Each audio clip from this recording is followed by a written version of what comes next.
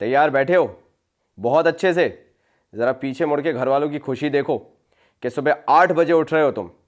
तो चलो आज राज खोल देता हूँ, उसके बाद वीडियो चालू करूँगा कि ये सुबह 8 बजे क्यों आना। क्योंकि घर वालों की सबसे पहली प्रॉब्लम तुम्हारे साथ ये रही है कि तुम सुबह जल्दी नहीं उठते हो। और अगर तुम्हारे पीछे खड़े हुए घर वाले हंस रहे हैं, मुस्कुरा रहे हैं या देख के हैरान हैं कि यार ये बच्चा सुबह 8 बजे उठ के कैसे पढ़ाई कर रहा है, तो देखो तुमने आधी जंग वहीं जीत ली है। तभी तो मैं कहता हूँ कि कॉमर्स बाबा एक एक्सपीरियंस है। जिनको बहाने मारने वो अभी भी बहाने मार रहे हैं, हम नहीं कर पा रहे हैं, नहीं हो पाएगा ये और वो, लेकिन तुम लोग चैंपियंस हो। तुम लोगों ने वो कर दिखाया है जो वाकई में आज 2020 का बोर्ड तुमसे डिमांड कर रहा है। एक कमिटमेंट, एक सीरियसनेस। और अगर इसी शिद्दत से और गहराई में तैयारी करनी है या और डिटेल्ड वीडियोस चाहिए कि नहीं भैया हमें तो बहुत ही डेप्थ में जाना है, तो आप सबके लिए सिर्फ एक डिसीजन लिया कि आप सबके पास एक हम्बल बंडल होना चाहिए। तो आप कॉमर्स बाबा की ऐप डाउनलोड कर सकते हो और स्टोर सेक्शन में से हम्बल बंडल ले सकते हो। अगर आपको इन डेप्थ डिटेल्ड वीडियोस चाहिए, कॉमर्स बाबा के गेस्ट पेपर्स चाहिए और कॉमर्स बाबा के वो शॉर्ट नोट्स चाहिए जो बाकी जगह 10-10, 15-15 पेजेस के हैं, आप उनको 3 से 4 पेजेस में निपटा सकते हो। अगर आपको चाहिए, you can always go to our commerce Baba app और स्टोर सेक्शन में 20 days pledge humble bundle available है। शुरू कर। कहते तू होता कौन है कहने वाला, कहते कौन बातें तेरी सुनने वाला, मुझको ना लेना देना इससे जितने नकली बैठे घर पे सबको एक साथ किया डिसमिस,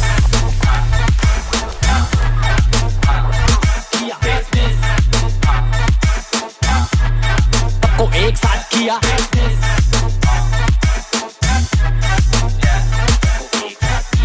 आज बड़ी रिलैक्सेशन वाली क्लास। आज के अंदर इतना कुछ ज़्यादा डिटेल में नहीं बताऊंगा, लेकिन हाँ, अगर तुम वाकई में बोर्ड्स देने जा रहे हो तो ये मोमेंट तुम्हारे लिए स्कोरिंग हो सकता है, क्योंकि इसमें तुम्हें बड़े आसानी से मार्क्स मिल जाएंगे अगर अच्छे से कर लिया तो।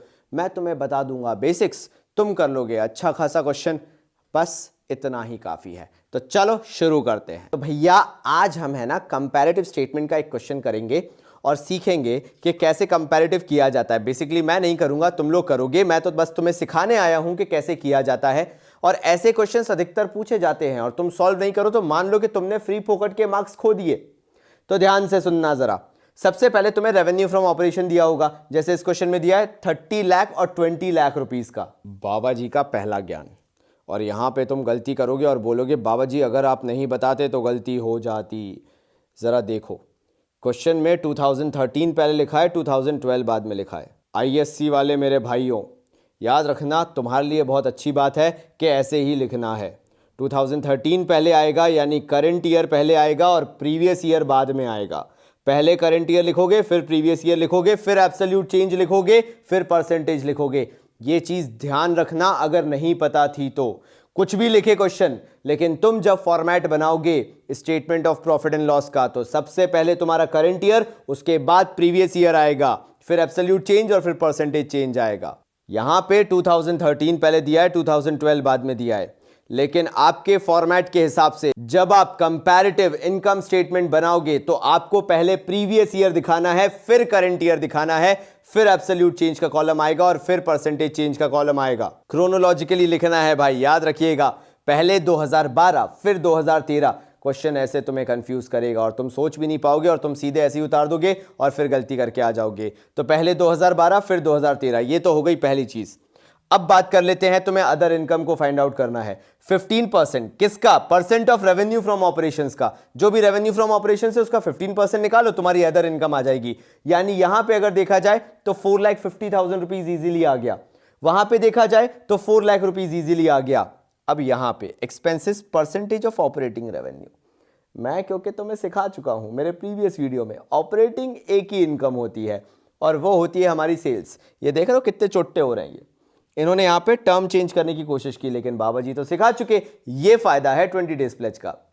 तो यहां पे जब ऑपरेटिंग रेवेन्यू देखा तो समझ गए कि ऑपरेटिंग इनकम तो बाबा जी ने बोला है सिर्फ एक होती है, उठाया सेल्स और उसका हमने 60% निकाल दिया।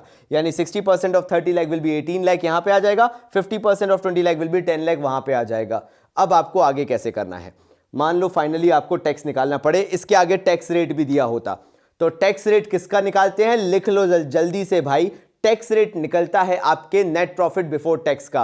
हम 30 लाख में इनकम ऐड करेंगे, माइनस करेंगे खर्चों को, जो भी वैल्यू मिसिंग फिगर में यहां पे जो मैंने अभी लिखी नहीं है, बेसिकली देखा जाए तो जो भी वैल्यू फाइनल फिगर आएगा नेट प्रॉफिट बिफोर टैक्स का, उसका टैक्स का रेट निकलता है 50% है, तो जो भी वैल्यू यहां पे आएगी उसका 50% निकलेगा, वो हमारा टैक्स लिख दिया जाएगा। हमारे नेट प्रॉफिट बिफोर टैक्स में से टैक्स माइनस होके प्रॉफिट आफ्टर टैक्स आ जाएगा। ये तरीका होता है, कहीं पे नोट डाउन कर लेना, tax is always calculated on net profit before tax. चाहे क्वेश्चन में आगे परसेंटेज ही दिया हो, सिर्फ कुछ और नहीं लिखा हो, आपको मालूम है नेट प्रॉफिट बिफोर टैक्स का टैक्स परसेंटेज निकाला जाता है। अब क्या करना पड़ता है कंपैरेटिव में, अधिकतर लोग यही गलती करके आते हैं। कंपैरेटिव में आपको याद रखना चाहिए कि कंपैरिजन करना है, और कंपैरिजन कैसे होगा, 20 लाख और 30 लाख दिया हुआ है, आप क्या करोगे, करंट ईयर में से प्रीवियस ईयर वैल्यू माइनस करोगे, तो 30 लाख में से 20 लाख गया तो आपका एब्सोल्यूट चेंज जो आया वो 10 लाख रुपीस का आया। तो पहले आपने क्या किया होगा, प्रीवियस ईयर फिगर लिखा होगा, मतलब सबसे पहले आपने क्या लिखा होगा 20 लाख, फिर क्या लिखा होगा करंट ईयर फिगर 30 लाख, उसके बगल में एक और फिगर आएगा वो होगा एब्सोल्यूट चेंज का, जो कि आएगा 10 लाख रुपीस का।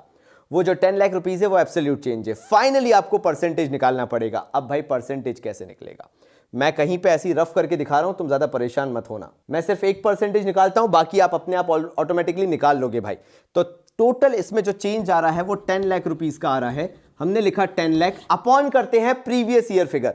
प्रीवियस ईयर फिगर देखा जाए तो 20 लाख रुपीस का है, इसको किया और मल्टीप्लाइड बाय 100 कर दिया, कुछ नहीं करना, absolute change divided by previous year figure multiplied by 100, यहां से आपका जो फाइनल परसेंटेज है एब्सोल्यूट चेंज का वो निकल आएगा। ऐसे आपको हर एक का चेंज निकालना है बस, उसके अलावा कुछ भी नहीं है इसके अंदर।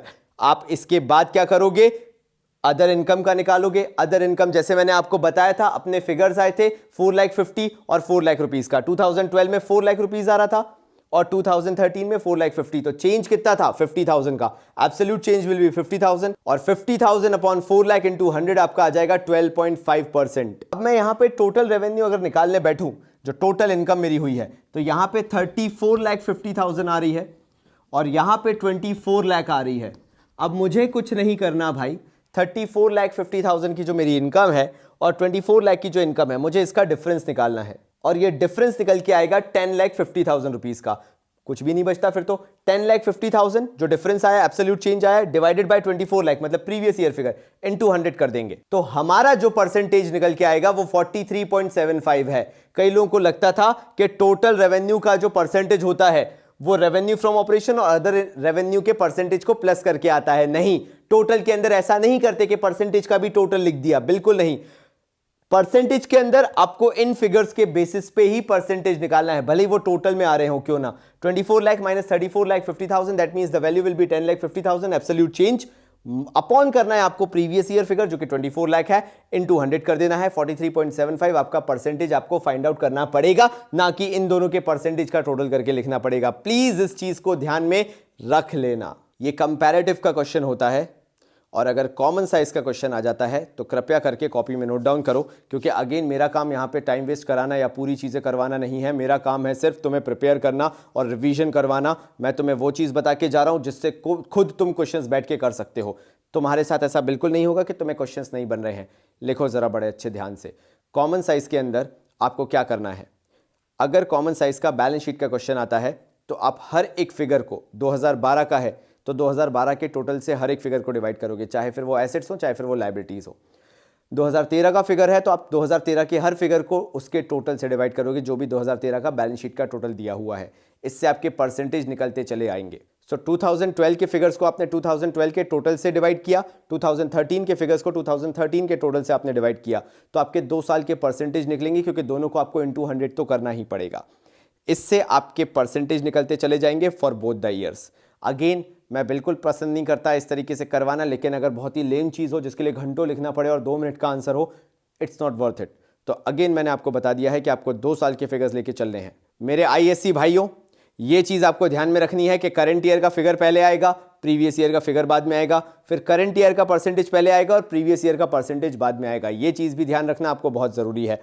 अगर अब इसके बाद मैं बात करूँ कि आपको इसके अलावा और क्या याद रखना है, अगर क्वेश्चन आ जाता है मान लो स्टेटमेंट ऑफ P&L का या फिर हमारी जो इनकम स्टेटमेंट होती है उसका, तो उसमें आप क्या करोगे, सारी चीज़ें जितने आइटम्स हैं, अगर 2012 है तो 2012 का रेवेन्यू फ्रॉम ऑपरेशन डिवीजन में आएगा, यानी all the items divided by revenue from operation, भले ही वो टैक्स हो, एक्सपेंसेस हो, अदर इनकम हो।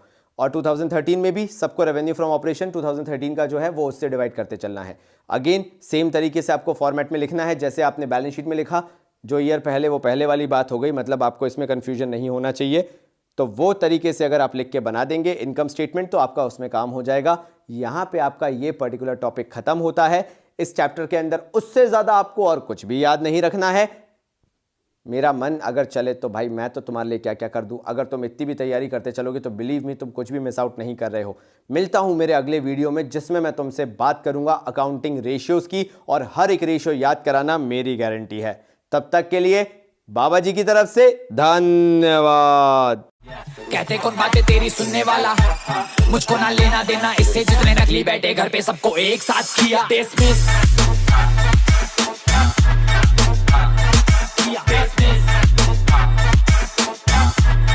सबको एक साथ किया।